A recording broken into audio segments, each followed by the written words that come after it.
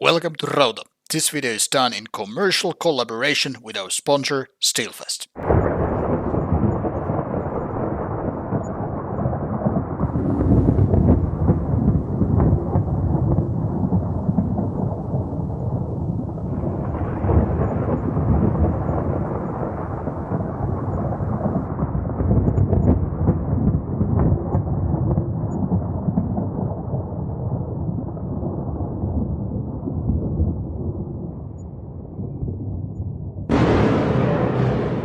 Buongiorno, Italian black metal time with the new band called and Omega, and this is from the second album called Aphelic, Ascent.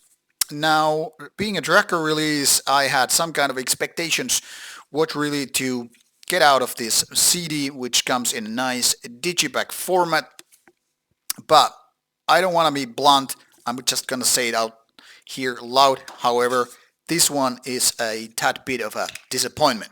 But that might be very much because of my own personal preferences, not because of the whole quality. But I'll try to explain what went wrong with this one and what might be the good thing for you to check out.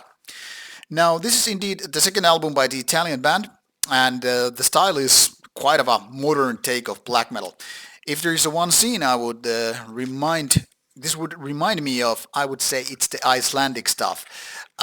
I can't get in my head any single band this is, reminding me of, but this is kind of a modern, somewhat almost avant-garde-ish in its riffs, which I guess is the reason why Metal Archives mentions Deathspell Omega as one of the reference points, as if like similar artists tab.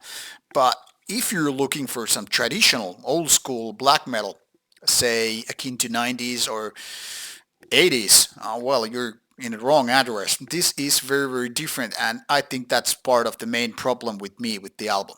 Now, founded in 2019, this band pretty quickly proceeded to making albums. I mean, you have EP from 2019 and 2020, 10 albums, 2021 and 2022, EP again, and 2023 is this one. So these guys have been very, very active, but is it maybe too much activity? Because in my opinion, this album sounds somewhat sloppy. There are a couple of reasons, and first I will tackle the lesser one. First of all, production-wise, this album sounds kind of weak. Not like crap or super weak, not like it's totally a disastrous thing, but in my opinion, these guitars sound kind of a wailing, as if it's like kind of a moaning sound with the guitars, which is like, okay, you're kind of lame and weak. Go to your depressive black metal department. Don't try to convince me with your satanic beliefs if your guitar is just like a wailing banshee, full of desperation and not really having the balls. I mean, these are not making impact. But that is something that you can totally just kind of ignore and move to the main point, the songs. Are they good? Well, once again, it depends how much you really dig third wave of a black metal or avant-garde-ish takes. Some of these riffs are just plain as weird. Like, some of the melodies are like, why are you including that kind of a melody on a black metal album? I mean, some people might be like, yeah, but it's kind of like, mutilation taking those weird Destroyer Satan riffs and just putting it in a different kind of a production instead of raw approach to doing that. Like, yeah, I kind of get it. Or maybe you're trying to do your Deathspell Omega, you know, interpretation and trying to do it like, yeah, this is how it would sound if it was Italian band instead of French.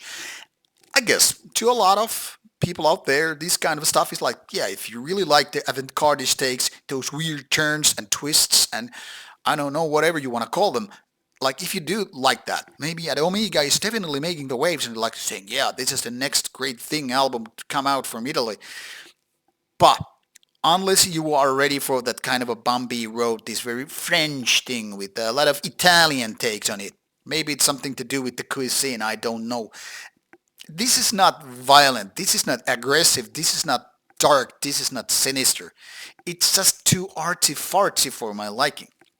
And before you start, pushing your hate towards me because I don't understand Central or Southern European style of black metal, you know, genuinity or, being genius, well, just give it the listen yourself. Maybe you will like it and maybe you will understand the layers that I'm not very familiar with or I don't just enjoy. me coming from way rawer and way more, straightforward approach to black metal, beat Marduk or beat Dark Throne or whatever, toss it the names. This is just kind of a way too, I don't know, Museum of Modern Art black metal versus the style which is more known for its kind of a aggressiveness, dark and violent approach. So maybe it's just a matter of taste, but something is badly rubbing me the wrong way. And while some of the ideas are here better than that, overall is pure mediocrity in my books. That given with the production mentioned here. There are parts where this album is almost going to fly, and then you just cut off the wings and see it go ground and boom. So, to recommend it to people who like avant-garde or Icelandic black metal, maybe this is your cup of tea, but still proceed with caution and all that stuff. Links will be found in the description box, and you can start listening to it on your favorite streaming services or go for the physical product if you really like it. This is Rauta. Looking forward to your comments. Bye bye.